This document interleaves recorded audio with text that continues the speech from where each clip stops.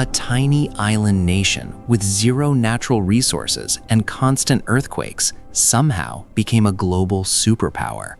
This is how. Japan was forged by geology, an archipelago sitting on the most violently active tectonic zone on the planet. Earthquakes, volcanic eruptions, tsunamis. The very ground beneath Japan has been trying to destroy it since the beginning. Earthquakes, volcanic eruptions, tsunamis. The very ground beneath Japan has been trying to destroy it since the beginning. The Jomon people created some of the world's oldest pottery 14,000 years ago, before agriculture existed anywhere. Around 300 BCE, rice farming arrived from Korea. It didn't just change how people ate, it changed everything. Surplus food meant wealth. Wealth meant hierarchy. Hierarchy meant war. Small kingdoms fought for dominance. The Yamato clan claimed descent from Amaterasu, the sun goddess herself. That imperial line has never been broken. Every emperor of Japan, including today's, traces ancestry to this single ancient clan. No monarchy comes close. By the 12th century, real power shifted to a far more dangerous figure, the shogun, the supreme warlord.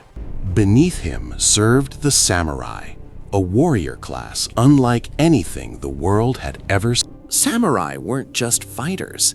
They were poets, calligraphers, philosophers. Bushido demanded mastery of sword and mind. Zen gardens were designed with mathematical precision.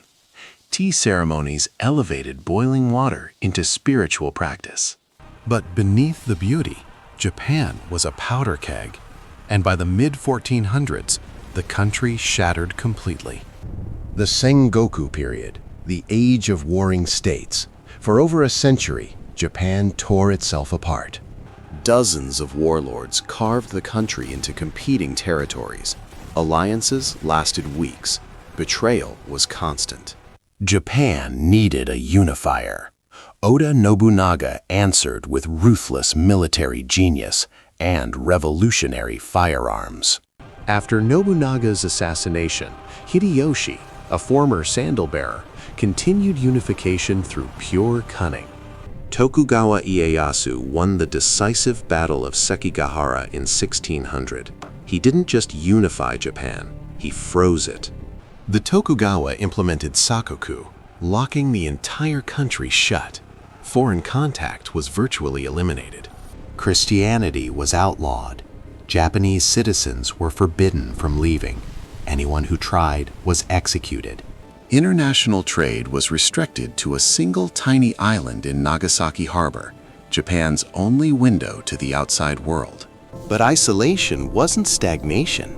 Edo swelled to over 1 million people. A vibrant middle-class culture flourished. Woodblock printing created a publishing industry. Kabuki theater packed audiences. Literacy rates rivaled Europe's. Then, in 1853, American warships appeared in Tokyo Bay. Technology Japan had never seen. The bubble burst. Japan looked at what imperialism did to China and made a calculation that would change history forever. The Meiji Restoration of 1868 launched the most rapid national transformation the modern world has ever witnessed. In 30 years, Japan went from a feudal samurai society to an industrialized modern nation. Nothing like it before. Railroads connected the islands. Telegraph lines carried information at the speed of electricity. Schools produced mass literacy. Japan didn't blindly copy, it selectively adopted German law, British Navy, French art, American education, the best of everything.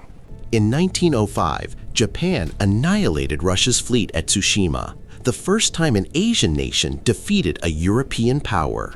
But modernization had a dark passenger. Military leaders gained power. Imperial ambitions grew dangerously. By 1941, Japan attacked Pearl Harbor, dragging America into World War II. The empire bet everything on lightning victory. It lost. American firebombing destroyed 67 Japanese cities. Tokyo lost 100,000 civilians in one night. Then atomic bombs obliterated Hiroshima and Nagasaki. Over 200,000 people gone in blinding light. Japan surrendered unconditionally. The military was dismantled. The emperor declared he was not divine. Everything was gone. Emperor Hirohito spoke to his people by radio for the first time, announcing surrender, a god admitting defeat. American forces occupied Japan for 7 years. A new pacifist constitution renounced war as a sovereign right forever. Article 9 permanently banned military aggression. The nation that conquered Asia now legally couldn't wage war. What happened next is one of the most remarkable stories in human civilization. Japan rebuilt with frightening efficiency. Quality control became a Japanese obsession. Every product measured, tested, perfected. Failure was simply not acceptable. Toyota perfected lean manufacturing. Sony miniaturized electronics. Honda revolutionized automobiles. Made in Japan meant excellence. By the 1980s, Japanese companies were buying Rockefeller Center and Hollywood studios, nuclear ashes to economic supremacy. A nation that had been ash 4 decades earlier was now challenging America's economic dominance. The world was stunned. Then the bubble burst. Japan's economy plunged into the lost decade. Real estate collapsed. Growth flatlined completely. But Japan didn't collapse. It adapted. Again. Its cultural exports conquered the world in ways corporate titans never imagined. Japanese food became the most Michelin-starred cuisine on Earth. Pokémon generated more revenue than any entertainment brand ever. But Japan faces a crisis unlike any before. Its population is shrinking. Birth rates have plummeted to historic lows. Japan has reinvented itself at least 4 times. Each transformation seemed impossible until it happened anyway. The question isn't what Japan was, it's what Japan becomes next, because this nation never stops transforming.